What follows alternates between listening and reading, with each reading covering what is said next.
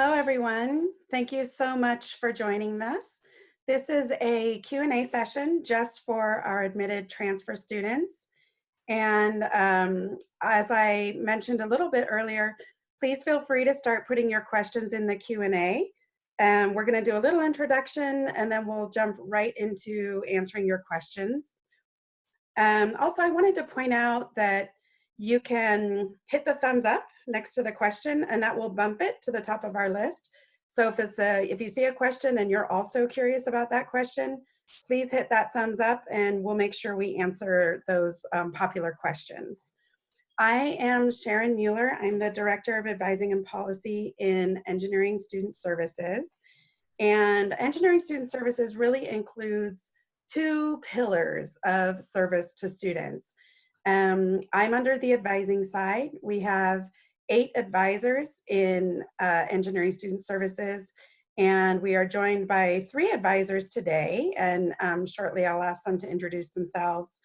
And Marvin, would you like to introduce yourself and kind of explain what the programs are in ESS? Absolutely. Thank you, Sharon, and good afternoon, everyone. Thanks for joining us. My name is Marvin Lopez, as Sharon mentioned, and I am Director of Student Programs in Engineering Student Services.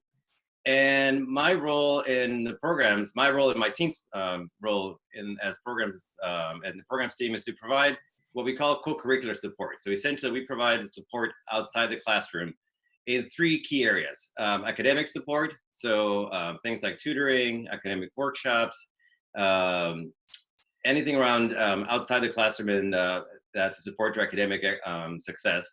Professional development, so I and the Career Center provide a number of workshops and support to ensure that you have the tools and the knowledge you need to pursue your career goals, whether it's internships, industry, startups, even research, and also leadership development. So we offer a number of programs both individually and for our 80+ student organizations, which we hope you all take advantage of as you develop yourselves into complete engineers. So that is what we do in the programs team. And again, I welcome you. And thank you, Sharon. Thanks, Marvin. And we're also joined by Dawn, who's an Engineering Student Service Advisor. Dawn, do you want to introduce yourself? Sure. So my name is Dawn Strow, and I am, I was also a transfer student. I went to Cal, was not an engineering major. I'm probably I think I'm the newest one on staff at this point. I've been here almost a year, lots of years on campus, too many to name. But I've been advising undergraduates in engineering now for a little while. So welcome. Love to see you in person, but this is a pretty good substitute for our times. Thanks, Dawn. Brian, would you like to introduce yourself? Oops, you're muted, Brian. Sorry about that. That's all right. Hello, transfers. My name is Brian Jones. I'm an ESS advisor. I've been an advisor in the office for over 20 years. I advise mainly EECS and engineering physics students. I also was a transfer student. I transferred to UC Berkeley, not in the College of Engineering, College of Letters and Science. I enjoy my job, and like Don said, I wish I could meet you guys in person. Hopefully one day I will, but for now this will do, and yeah. Thanks, Brian. Joey? Hi everyone, my name is Joey Wong. I'm an advisor here at Engineering Student Services. I help advise students who are majoring in bioengineering. So look forward to meeting everyone in the fall, hopefully, and wish everyone is safe and healthy so far. Thank you. So I think we'll just start jumping into the questions. Again, please continue to add your questions to the Q&A and hit that thumbs up if you want to bump the question up to the top. So I think we're going to start with, how about Brian? How many units do you suggest a transfer student take for their first semester at Berkeley? Okay, so you know, the number of units question is kind of, it really varies and depends. Every student is going to be coming in different. So, you know, the minimum number of units that the college recommends is 12 units. So, you know, you'll have to take ideally at least 12, depending on your situation. But anywhere, I guess for your first semester, 12 units to 15 units is a good average range. Obviously, there are students who take more, and that's totally okay as well. I guess the best advice is to, you can always, what students do is, enroll in units before classes start, but as class starts early in the semester, week 1, week 2, that's hopefully when you can gauge how these units are working or not working, and then take a look at all the class syllabus and kind of plan out the schedule, map out the semester with all these courses, and see, is there a week or 2 that's like, oh, this is definitely not doable, or if it seems doable, then you can attempt it. But just keep in mind on the add drop deadlines, and make sure that you're aware when's the last day you can lower that course load if you needed to. Thanks, Joey. Dawn, we have a question about, is it possible to get a 6th semester as a transfer student? Yeah, so you'll find that you're going to hear a number of things about how we operate in terms of a maximum limit, and it might be helpful to understand one of the reasons that we are strict, I guess you could say, about time to degree. You worked really hard to get here, and so one of the things that we want to make sure that we do is graduate students so that we can make room for incoming students in a couple of years. So one of the things that we do is we do allow transfer students to have a 5th semester. And as Joey was saying earlier, there are a lot of individual considerations to take into account. So there might be reasons that some students take fewer than the minimum number of units of 12 units, which might push back their graduation date a little bit, but those are some pretty finite reasons. And so a 5th semester is absolutely possible. Once we start talking about a 6th semester, we would really need to meet with you and find out what it is that you're planning to do. For example, if for students who might be registered with the Disabled Students Program, sometimes they have to go at a different pace. For students who are parents, for students who have to work for financial reasons, there are a number of reasons that students might take fewer units. And if that does end up prolonging your graduation date into a 6th semester, we would have to approve that, and we can certainly talk about it. But the standard application is 5 semesters. And oftentimes students find that they really want to get on with the next chapter of their life, and they're thinking now that they might want to graduate later. But you're going to hear this a lot. It's going to be a matter of talking to your advisor and seeing what the best path is for you, but also making sure that we're adhering to some policies that we have, which understanding the why sometimes helps, I think, understand why something may or may not be possible. Thanks, Dawn. And I might point out that a lot of our transfer students choose to finish in 4 semesters. So, excuse me, Brian, are research opportunities limited for international students? No, research opportunities are not limited for international students. They're not limited for any students. There are lots of research opportunities that are available at UC Berkeley, being that UC Berkeley is one of the top universities as far as research is concerned. Getting research is not really an issue or a big problem. Of course, you have to be proactive. You have to do your part. That means connecting with professors, going onto the websites, doing your research, looking up their bios, finding out what kind of research is available at UC Berkeley. Another thing that you can do is you can go onto the department websites and basically do a search. Our search engines are fantastic. Write in their research and you'll get a lot of information on that. EECS does a fantastic job of divulging that information to students. And also there's a website called Beehive. Beehive is a research website that also has information for research opportunities. So no, it doesn't matter if you're an international student or not. Thanks, Brian.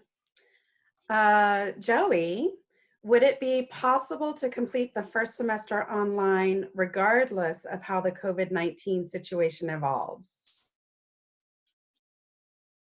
I mean, the question is pretty broad. Regardless of how COVID situation evolves, I mean, that's pretty broad. I mean, what if we find a vaccine tomorrow?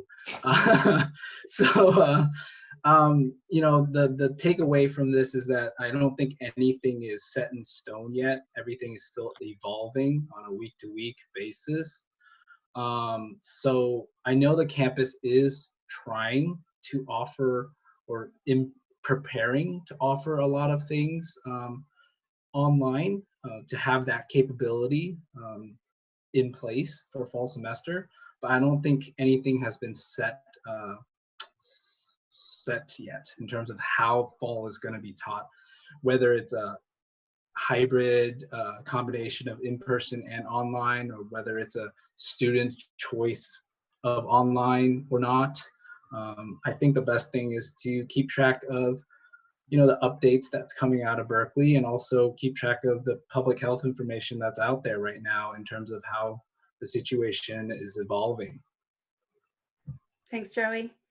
Dawn, are double majors or minors realistic for transfer students? Yeah, they can be really realistic. A lot of it is going to have to do with the level of preparation that you come in with. If you've done some of the lower division prerequisites for the major or the minor at the community college, or if you've done any advanced placement or other exams, it's certainly possible.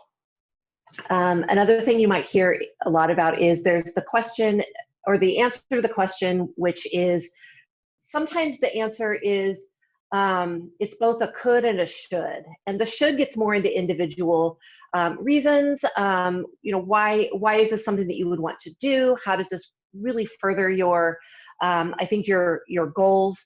And this is also something where you would want to meet with your ESS advisor to look at what your plans are. You know, minors are fewer courses, majors, you know, 2 majors within the same college tend to be pretty efficient because there's not the duplication of breadth requirements. But, you know, in a nutshell, it certainly is possible. You're making certain sacrifices. Every decision carries with it a sacrifice. In this particular case, what you're sacrificing is the ability to fill that space with other courses that you might be able to cherry pick, as opposed to a prescribed. You were saying it gives a student a chance to perhaps take more courses they might be interested in, as opposed to a prescribed set of courses for a second major. Yeah. It might also limit their ability to which they can participate in extracurricular activities. And so it is a big decision to make, and it's sort of, you know, what's the trade-off? And that would be something that would be really good to talk to about with your ESS advisor. Yeah. Thanks, Dawn. Marvin, I think I might put you on the hot seat for this one. What's the graduation rate for transfers in the College of Engineering? That is a great question. Is it indeed a hot seat? You know, I don't know at the top of my head, but I do know that overall for the college, graduation rate is in the high 80s and even the 90s for all students. And I know that transfers are not that far off that percentage, but specifically for transfer students, I'm afraid I don't know off the top of my head. I don't either, but I would say it's probably it's approximately 94%. Look at you, Joey. Thank you. All right, Joey, thank you. Joey manages our transfer admissions, so he's got a little insider knowledge with transfer students. All right, Brian, do transfer students have any priority when enrolling for summer session classes? If they do, that would be wonderful. But to my knowledge, no, they don't. Summer sessions is sort of like a first come, first served basis. So no, they would not get priority over any other enrolling student. Thanks, Brian. Joey, someone is saying, I heard that there's a graduation guarantee program at UC Berkeley. Is that true? I know, it's a trick. As far as I know, there is no program that guarantees your graduation. But like we said previously, a big portion, approximately 94% of our transfer students graduate. So, you know, your odds are really good once you're here. If you're in this session, hopefully you've been admitted, and there is no guaranteed program. I guess the answer is no. There is no program that guarantees your graduation. Thank you, Joey. All right, Dawn, can transfer students take summer classes? Okay, so this goes back to that kind of can you and should you. Can you? Yes. Should you? There are a couple of things to keep in mind if you decide to take summer session courses. One is you're really starting off without the benefit of, I think, acclimating to campus. So you're starting out in a much, much faster pace. So you're talking about really a full semester's course content in about half the time. And that is going to count towards your GPA. So sometimes I feel like students embark on summer session courses before they're truly ready. And even though you've attended community college and that prepares you in a really, really great way, there's also just the language, the culture, the pace, you know, getting used to living oftentimes someplace completely different.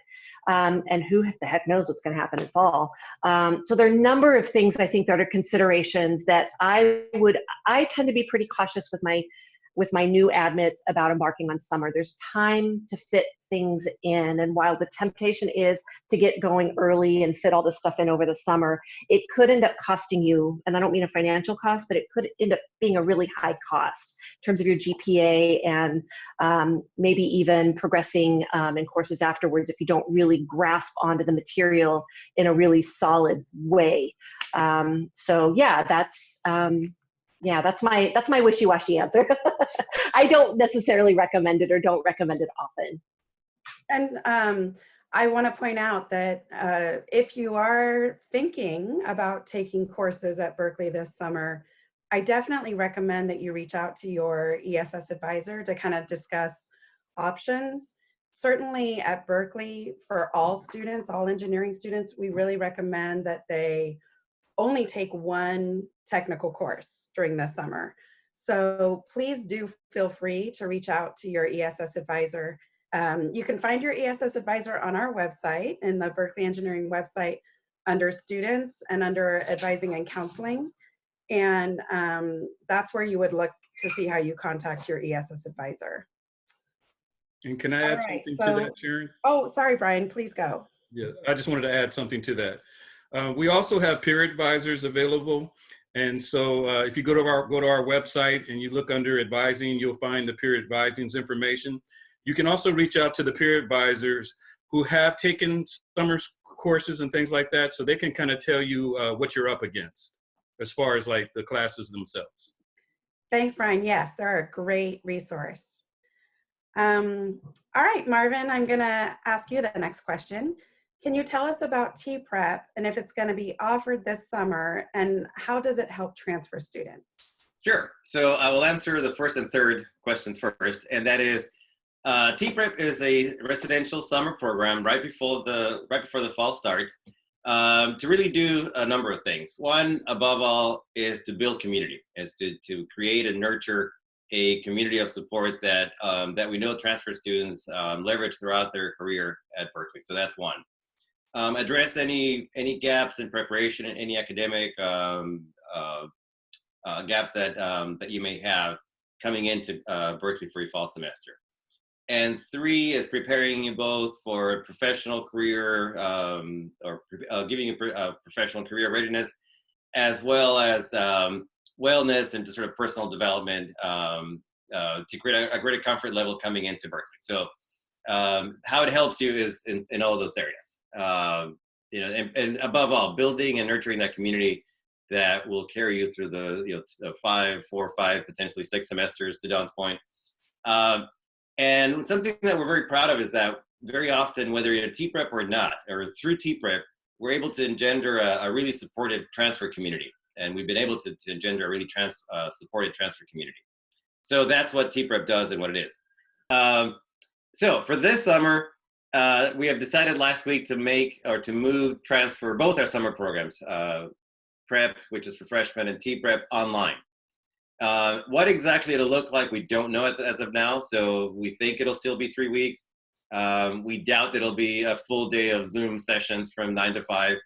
But we intend to keep the same, at least a significant, we intend to keep at least the core pieces of TeaPrep in the program, at least, but online. So the academic preparation, the career preparation, and the design track that's been one of the most successful recent additions to the program. We intend to keep that in some form online. So we still think it'll help build community, it'll help you prepare, but just with an online approach. So hopefully that helps. I was going to switch. There was one about, is it possible for transfer students to study abroad? That was the next one I was going to ask. Okay. Joey, do you want to tackle that one? Sure. Studying abroad is a great opportunity when it's not a worldwide pandemic. And we do have junior transfers who are able to study abroad. It's a great opportunity.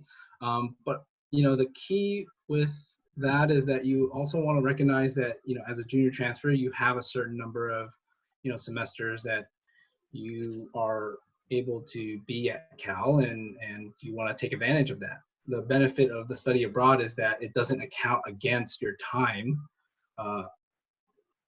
at the Berkeley campus. So that's literally a free extra semester that you can take advantage of to go abroad and study. Whether you want to study engineering or not, it's completely up to you. You could go study abroad and study, French in Paris for a whole semester if you wanted to, and come back and then hit the ground running again and finish your engineering courses. And the semester abroad doesn't count against your limit semesters at Berkeley.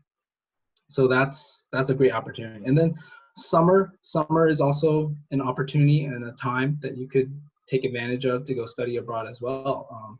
In the summer, they have these summer programs that are kind of global internship programs where they match you up with companies and schools that have internship opportunities that you can take advantage of all around the world. So, that's a great way to build your resume, not only have an abroad experience, but also have an internship abroad experience.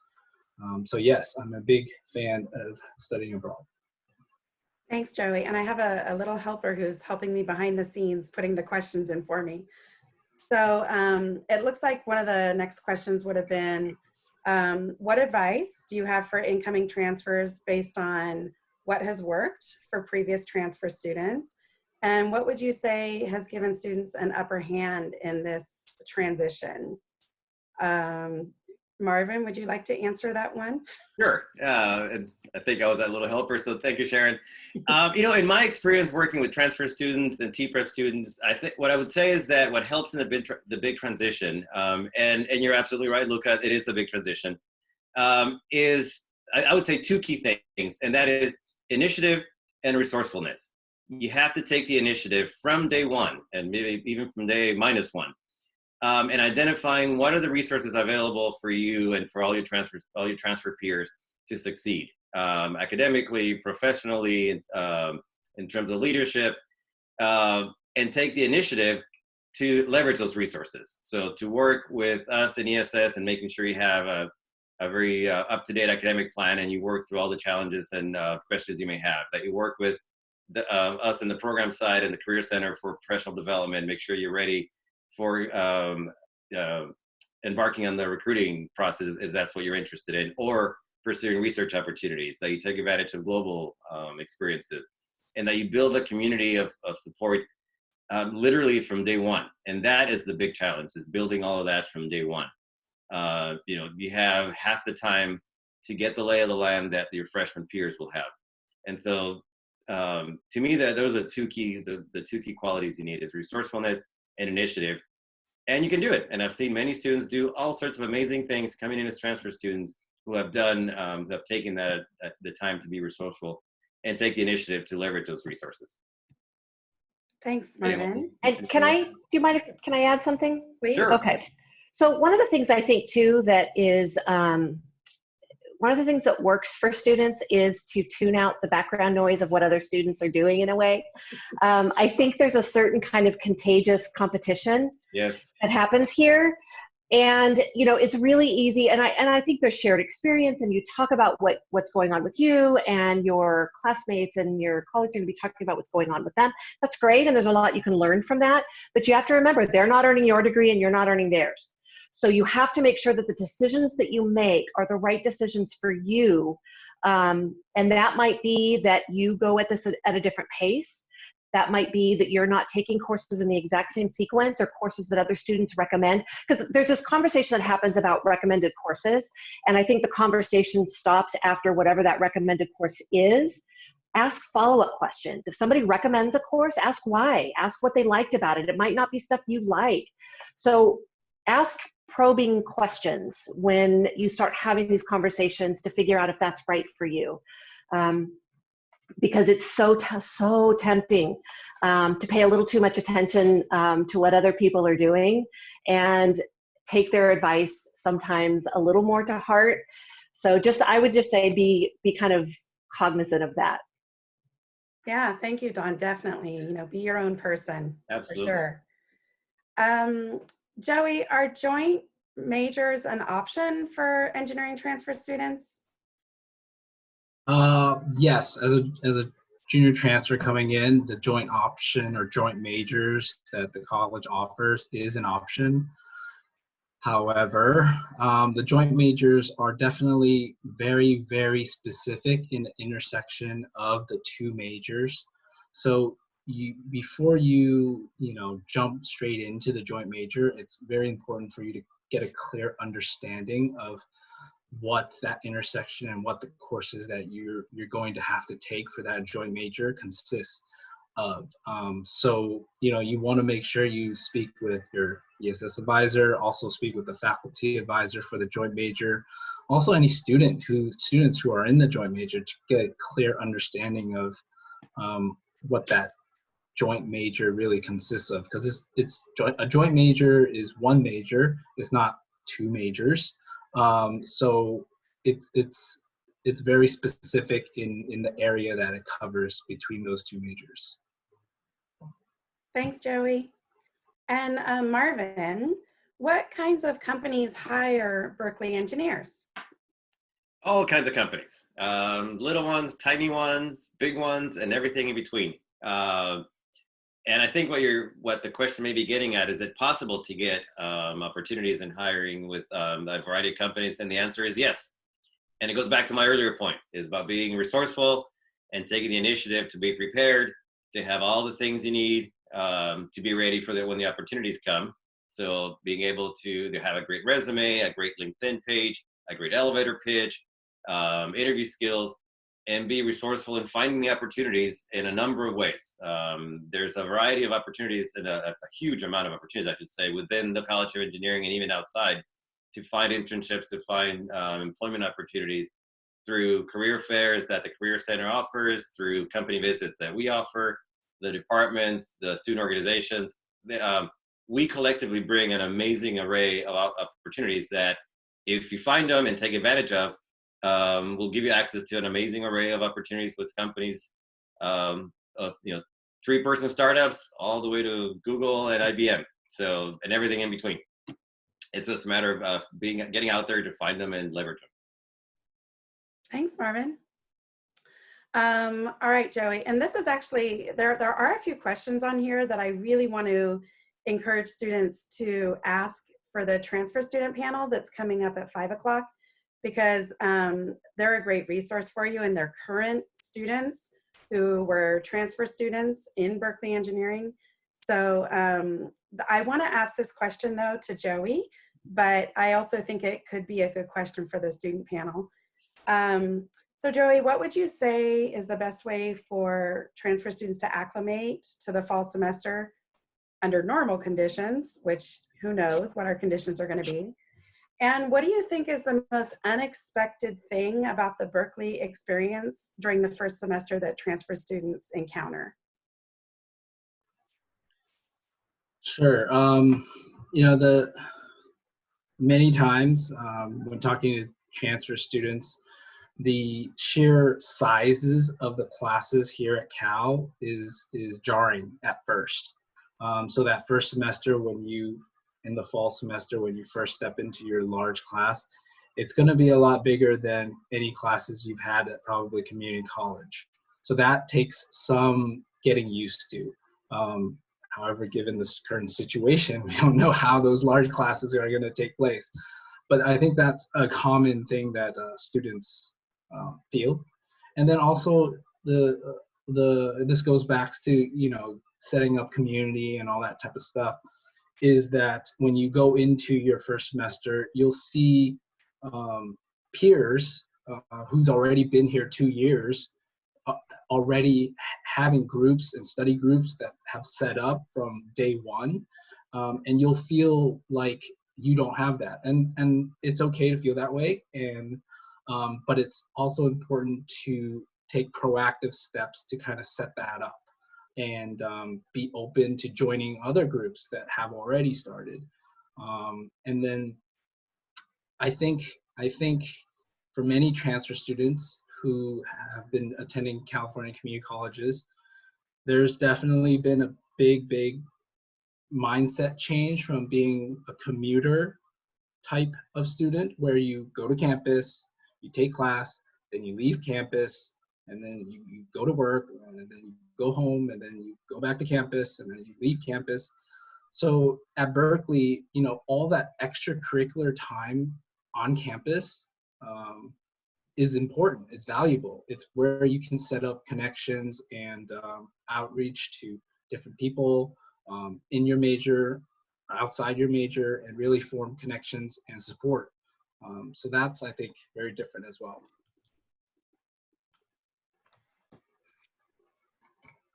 Thanks, Joey. Again, that would be a really good question to ask our current transfer students in the panel that starts at 5. Dawn, a student is asking, when does enrollment start for transfer students? Yeah, so enrollment is going to start after you complete something called the Golden Bear Advising, or GBA, that happens in June. Then after that, that's when we talk about your schedule and what you think your first semester might look like. And then you're officially going to enroll in July. July, right? Is it July? Yes. July? Yeah. Okay. Yeah. I July. want to say July 24th. Okay. Somewhere Mid- in there. okay. July 14th, maybe. July Okay. 14th. Okay. How about mid-ish July? Yes. Somewhere between the middle and the end. Yes, that is accurate. Yeah, but there's, you know, keep in mind, I know you're just antsy to enroll, but keep in mind there's a lot that has to happen between, let's say, now and Golden Bear Advising. You kind of got to finish your semester. And then Golden Bear Advising is really when, to a great extent, our relationship begins, meaning your ESS advisor and you, depending on your major and depending also on your last name. And that's really when we start getting into the nitty-gritty of a lot of your questions and what you should be taking, because we have access to nothing right now. So we really need to know your community college coursework and have, you know, some sense of what you've done in order to make sure you're moving on to appropriate courses. So yeah, we promise. A lot of your questions about the fall are going to be answered through Golden Bear Advising. And we worked really hard to make sure that we have an orientation that does address most questions that you have.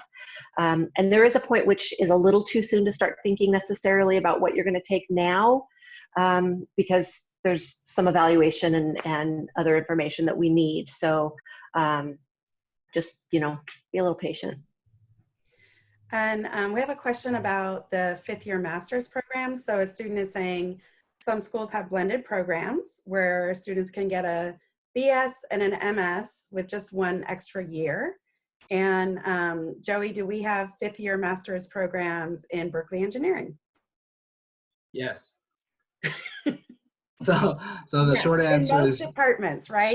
Short answer is yes. Pretty much every department through the Fung Institute offers a 5th-year MEng program, which is that MEng is Masters in Engineering, and then from that you can choose the specific department or focus that you want to do.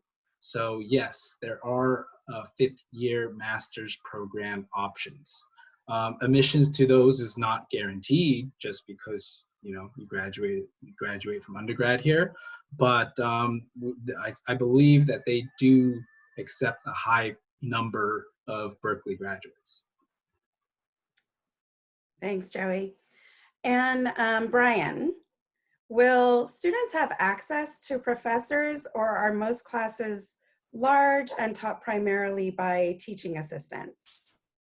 Well, most of the classes definitely are large, not all of them, but most of the, I'd say, lower division technical courses are pretty large, like math, physics, things like that. When you get to the upper division technical courses, those are smaller. So you will have a little bit more contact with the professors. Those might be, I don't know, 50 students, something like that per class. In the larger classes like math and physics, you might have 300 to 400 students, but most of you won't have to worry about that. You'll already have those courses out of the way. So you will have access to professors. That professors all have office hours. So you can always reach out to professors that way. There will also be what's called a GSI, and that will be a graduate student instructor who helps out with the classes. So you can always reach out to them through their office hours. So yeah, you'll still have access to professors. You'll still be able to connect with professors. And actually what we're always told is that professors want you to reach out to them. So I would definitely say reach out to the professors, yeah, as soon as possible. Get to know them. They want to meet you. Definitely. Thanks, Brian. And Marvin, I'm going to ask you this one. Are there scholarships available for College of Engineering transfer students? Absolutely. Not only through through my team, the ESS programs team, but in general through the college departments and other entities have scholarships specifically for transfer students. We, through the programs team, we administer a number of scholarships from our corporate partners, individual donors, and others that are often earmarked specifically for transfer students. So absolutely, we do have transfer scholarships from a number of entities available to transfer students. Thanks, Marvin. And Joey, how could admitted transfer students connect with current transfer students? Good question. Well, attending our transfer student panel at 5 o'clock would be a great way. Also, just if you are looking to meet some of these junior transfers or just transfer students in the summer, maybe, I don't know if there's a Facebook group, but specifically for junior transfers or not. I have to think about that. I know, Joey, that well, specifically for bioengineering, you usually, once students are starting, you usually kind of connect them with upper class, right? Right. Once the semester starts in August and early September, there'll be events and things like that that brings students together to help them connect. For bioengineering specifically, we do usually like a pizza social kind of thing. And that way we bring current transfer students together with new transfer students so they can connect and talk about their experiences and how they survived their first year. So there'll be ways to connect. It's more abundant during the fall semester than in the summer. But I'm trying to think of in the summer if there would be any way to outreach to students during summer. It would be difficult during the summer. I imagine that the students in the panel at 5 would be open to having students contact them if they have more questions after the panel.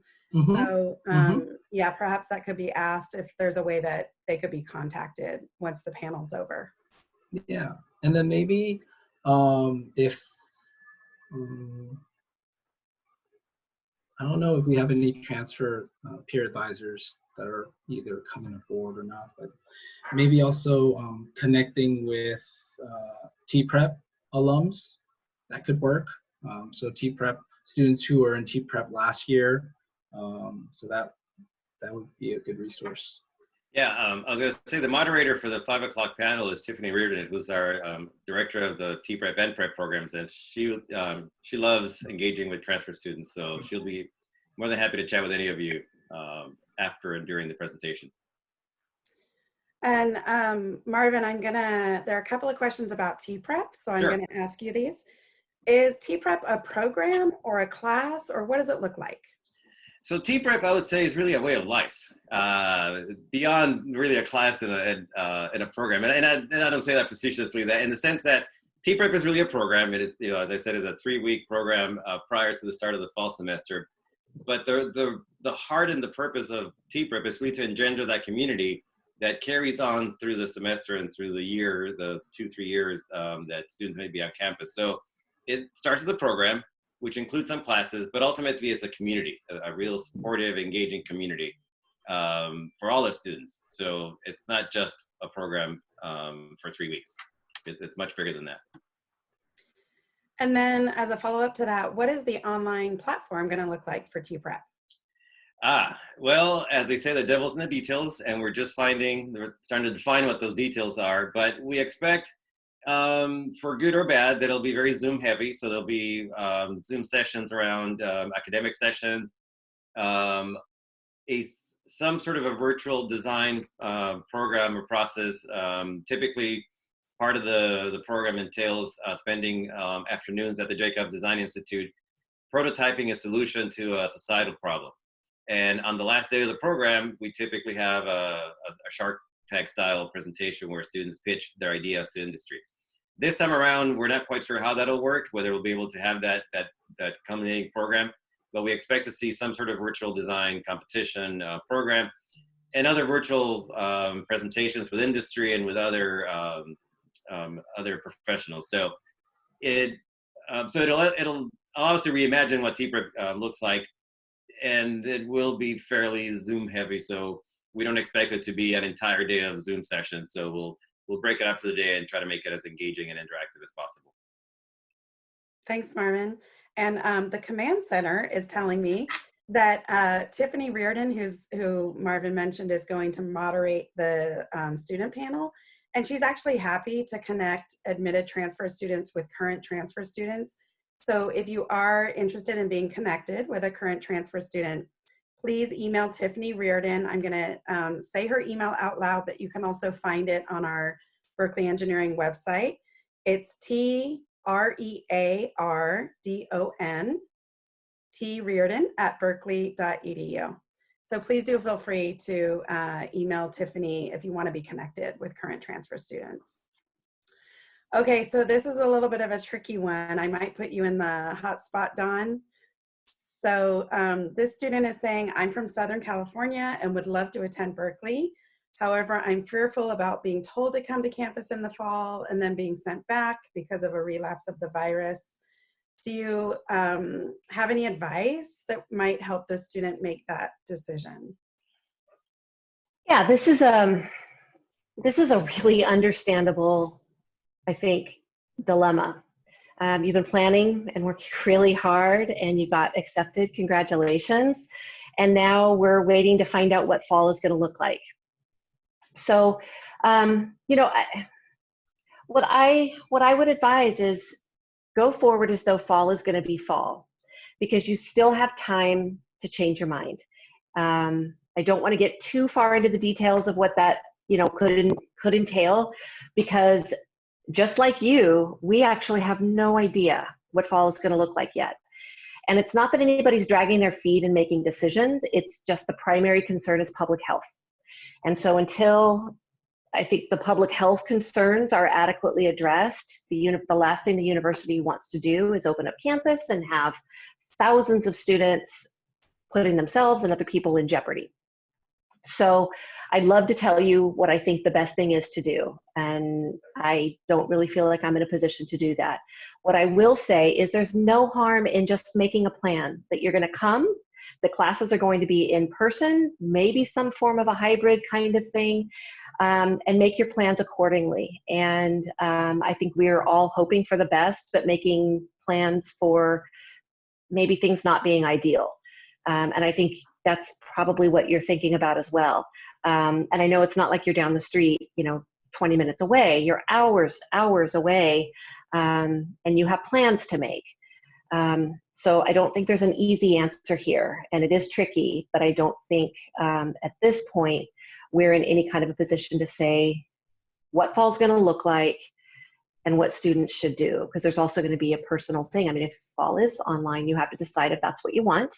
If fall is hybrid, that's great. But if it's in person, that's greatest. So yeah, if somebody else has something to add, please do, because I think we're all wrestling with this as well every day. I heard from the Office of Undergraduate Admission that they're going to be sending an email to students fairly soon, perhaps today, just to kind of give them a sense of when those decisions might be made. I'm expecting those decisions will be made fairly soon because as a campus, we just need to prepare. So my hope is that those decisions will be made before transfer students actually have to accept their offer of admission, and so that they can make an informed decision. But I also might add that my hope is that this is not going to turn into years of this. So keep in mind when all of this changes, you want to be at the school where you want to be and where you want to get your degree. So all schools are in the same predicament at this point. So try to think kind of long-term about what you believe is going to be the right fit for you long-term. All right, Marvin, so another follow-up question about the scholarships. Sure. Where can students find out more information about that? And are they merit-based or are they needs-based? So all the scholarships are both based, merit-based and financial needs. So depending on the donor, depending on the provider of the scholarship, there's different requirements. Others are based on interest or passion in a particular field. So for example, we have scholarships provided by aerospace companies or automotive companies, and they look for students that have a particular interest in those fields or in those industries. And they could be financial based or not. You find out about them, and they're primarily for continuing students. So you'll once USIR and you become an enrolled student, you will find we announce the scholarships as they become available and the deadlines approach in our newsletter, which I think you probably heard us mention already, comes out every Monday. And anything and everything that we offer is available through the newsletter. Deadlines, application links, and such will be available then, and they'll start coming out as soon as the summer when our scholarships become when we start announcing and the deadlines start approaching. Thanks, Marvin. And then another question about TeaPrep. How can a student sign up for TeaPrep? What's the process for that? Again, as soon as the SIR, as soon as you accept your offer of admission, on your portal, there'll be a link where you can apply to the program. So TeaPrep is a program that you apply into. So as soon as you commit to come to Berkeley, the link will become live and you can apply into the program. And or you can find it on berkeley.engineering.edu, engineering.berkeley.edu/TeaPrep. And we'll consider applications once USIR. Thanks. Thank you. All right, Brian. So this student is saying, I've heard there's a graduation year limit. Do you want to address that for transfer students? How many semesters do they get, et cetera? Oh, okay, because I don't know about a graduation year limit, but transfer students, they get 5 semesters here at UC Berkeley, and they usually graduate in 5 semesters without any issues. Some students are able to graduate in 4 semesters, so a lot of times it depends on what major you're in. For instance, EEC students, a lot of them can graduate a little bit early, so 4 semesters. Mechanical engineering students may take a little bit longer, so they may need their full 5 semesters. So it also depends on if you're going to summer school and things like that to try to speed things up. So, I would just normally say 4 to 5 semesters. Usually students are able to graduate without any issues or problems. Thanks, Brian. All right, I'm going to throw this out for whoever wants to tackle it. So a student is asking, why should I pick Berkeley Engineering over other top schools like Stanford or Cal Poly San Luis Obispo? Because we're the best. Look at us. I guess I would. Why would I know. I would answer the question with a question, which is why wouldn't you pick Berkeley? In all seriousness, I would say it's a really personal decision, and I think students need to decide what's the best fit for them. Of course, we all know, Berkeley Engineering is, of course, ranked very high, and Berkeley overall, #1 public university, etc. So there are all those statistics and all those rankings, but it really, I think the most important thing is to really think about what's the best fit for you. If the school that you choose is not a good fit, then it's going to be more challenging for you to thrive there and do well. So we really just want students to be able to choose a school that's the right fit. And I know that, that could be a little more challenging this year. We weren't able to host students on our campus at Cal Day. And so that decision could be more challenging, but that's our hope for students, is that they'll just pick what's best for them. The rankings speak for themselves, but it's all about fit. Does anybody want to add anything? I just want to say, I don't know about the other schools, but I think that we have top tier advising here at UC Berkeley. Not only do you have us ESS advisors, you have department advisors, you will have professors who are faculty advisors, you'll have advisors. So I would just like to say that I think that as far as getting help, getting resources, getting whatever it is that you need to be successful at UC Berkeley, we have that all laid out for you. And ESS is the one-stop resource shop. And we offer you an array of different resources to help you succeed and be successful in life. And I hope you choose us. Yeah, and one of the things I would say too is I think for students who are really seriously considering UC Berkeley, my job is to talk you into it. If you come to engineering, and even if you're unhappy in engineering, my job isn't to talk you into it. My job is to really encourage you and support you, as Sharon said, to make the decision that's best for you. But I think there are few places on the planet that come close to some of the kookiness of Berkeley. And I mean that in the best possible ways. Berkeley is kooky, and it's amazing, and it's so richly diverse. You will be surrounded by students who don't just come from, let's say, different socioeconomic backgrounds, but we have a lot of international students who come, and so you are surrounded by students whose backgrounds and experiences are drastically different than yours. And I think that's a really amazing thing to expose yourself to. So, and I'm not saying that there's not diversity at other schools. Ours is just kind of, I don't know. I won't say better. I won't put a judgment on it. It's better. But it is pretty amazing. It is special. It is pretty amazing. I think that in and of itself is something to think really long and hard about really intersecting with, like I said, a very richly diverse campus, and having access to, as Brian said, resources that I think are probably unparalleled. If I could add my 2 cents, having come from industry and from a recruiting world and being an engineer myself, one of the things that I know about Berkeley is that because the curriculum is so rigorous and the program and the environment is rigorous, you learn and they teach you resilience and grit that carries you through, and that is really a valuable skill. Again, I don't need to tell you that. Something that's really valuable to have in industry and in the professional world. And I firmly believe that it's something that that the rigor of Berkeley teaches you. Don't want to disparage other schools, but Stanford, maybe less so, a little different focus. SLO is very hands-on. So, the curriculum here is theoretical and very foundational. SLO is very hands-on. So if you're interested in a very hands-on approach, but again, it's back to Sharon's point, is what interests you and what fits you best, not whether any of those 3 approaches is absolute, better than others. And with that, I know we have to wrap up. So hopefully we can give you some We perspective do. We do. on the choice. Thank you so much, everyone. Thank you to the transfer students who joined us. Again, please visit our engineering.berkeley.edu/CalWeek 2020 page for more resources. And we're actually going to close out this session, and then we're going to start a new session with the panel, the transfer student panel.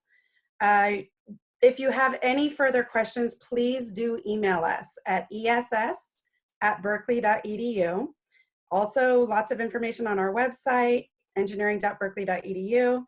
And there's also a Cal Week playlist where you can see a recorded session of this and also recordings of other sessions we've had already this week. And that is shorturl.at/ZGJKX. Thank you so much for joining us. And please join us in just a couple of minutes for the transfer student panel. Thank you. Go Bears. Thank you.